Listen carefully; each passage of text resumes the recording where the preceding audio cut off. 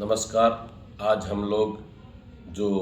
बीकानेर में खेजड़ी बचाओ आंदोलन चल रहा था उसका एक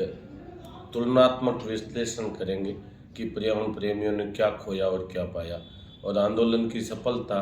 के जो पैमाने हैं वो किस पर निर्भर किए जाएंगे। पर्यावरण प्रेमियों ने जिस प्रकार पर्यावरण प्रेमी पिछले 2-2.5 साल से अलग अलग रूपों में प्रयास कर रहे थे, वो एक जाके 2 फरवरी को महाकुंभ के रूप में पर्यावरण प्रेमियों का संगम हुआ, और उसके बाद में लगातार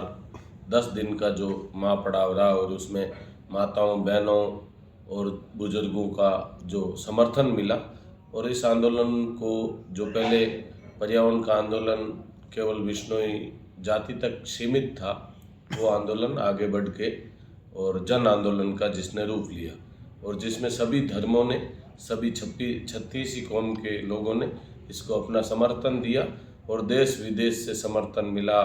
विधानसभा और लोकसभा में भी इसको मजबूती से आवाज़ उठाई गई और इसके समर्थन में बात कही गई। अब हम बात करेंगे कि इस पूरे आंदोलन में सफलता कितनी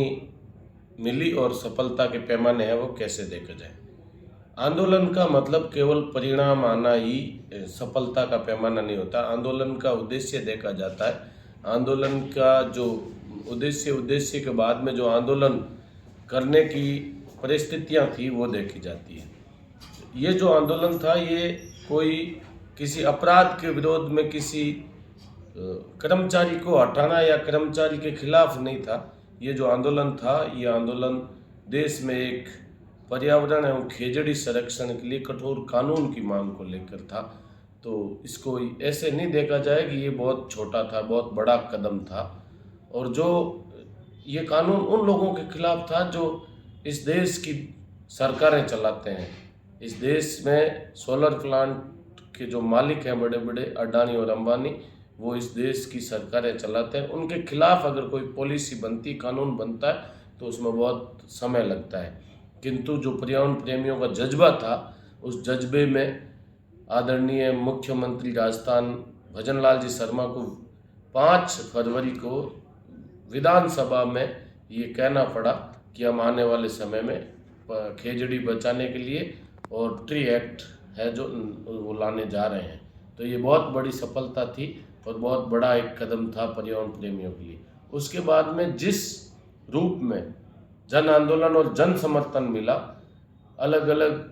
लोगों से, अलग अलग समुदायों से, अलग अलग संप्रदायों से, अलग अलग कलाकारों, साहित्यकारों से, बुद्धिजीवियों से, अधिवक्ताओं से, जो अलग अलग NGO संस्थाओं से थे, अलग अलग धर्मों से,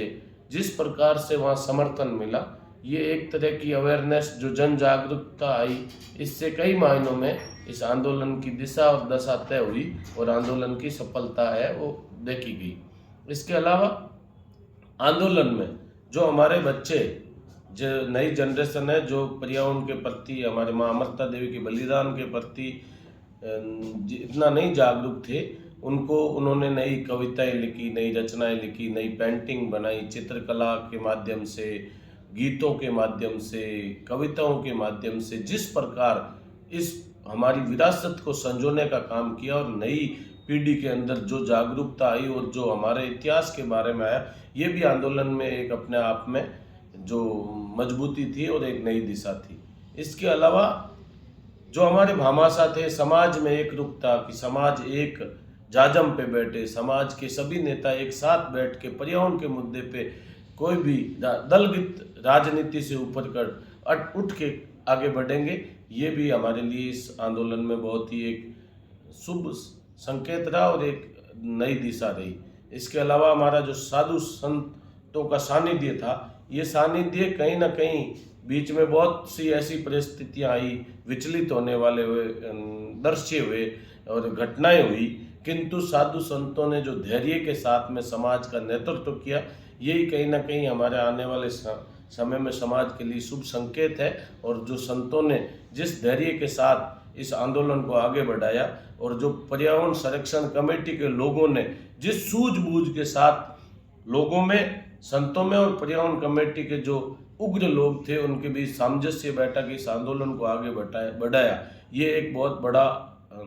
इस आंदोलन से संदेश जाता है कि चाहे परिस्थिति कोई भी हो, चाहे जब निजी हित नहीं हो, तो हम सब एक साथ बैठ के और किसी भी आपसी विरोधी विचारधारा के होते हुए भी साथ बैठ के आगे बढ़ सकते हैं। ये एक इस आंदोलन का अहम हिस्सा रहा कि कई बार साधु संतों पे आरोप लगाए गए कमेटी के मुख्य लोगों द्वारा, और कई बार संतों ने कहा कि हम इस प्रकार आगे नहीं बढ़ सकते, लेकिन फिर भी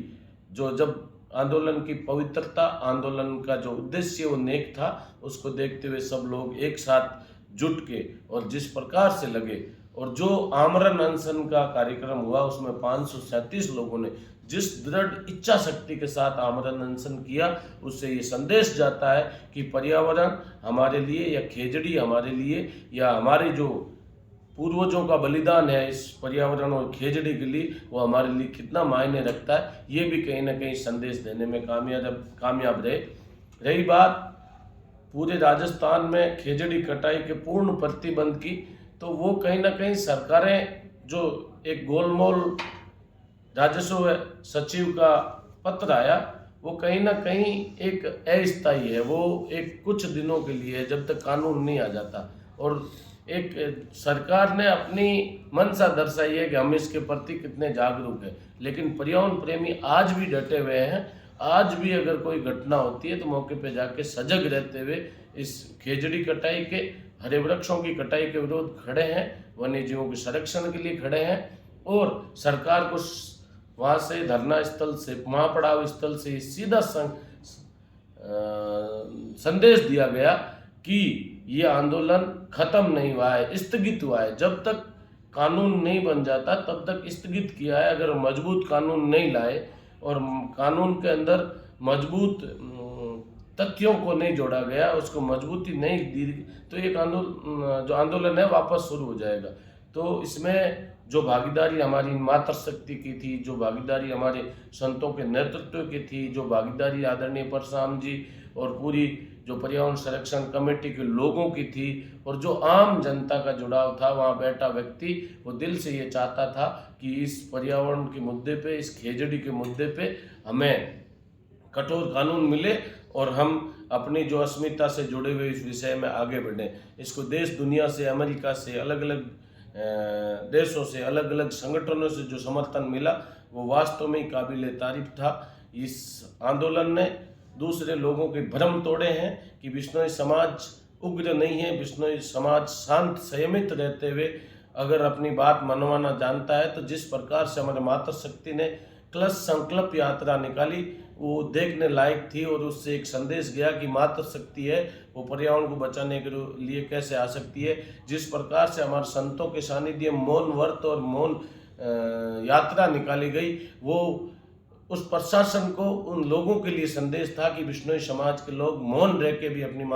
बात मनवा सकते हैं। और जो हमारे नेता जो कहीं ना कहीं हल्के में ले रहे थे कि कुछ नहीं, ये आएंगे जाएंगे चले जाएंगे, वो कल रात को जब वहाँ धरना स्थल पे आए तो उनकी जो आंदोलनकारी थे, महापड़ाव का नेतृत्व कर रहे थे संत और सभी लोगों का जो सराहना करते करते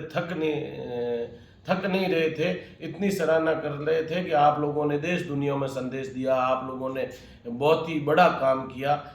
तो मैं कहीं ना कहीं इस पूरे आंदोलन से ये निष्कर्ष निकलता है कि इस आंदोलन ने बिश्नोई समाज में एक नई चेतना को जागृत किया है। बिश्नोई समाज ने साबित किया है कि जब बिश्नोई समाज पवित्र उद्देश्य के साथ, पवित्र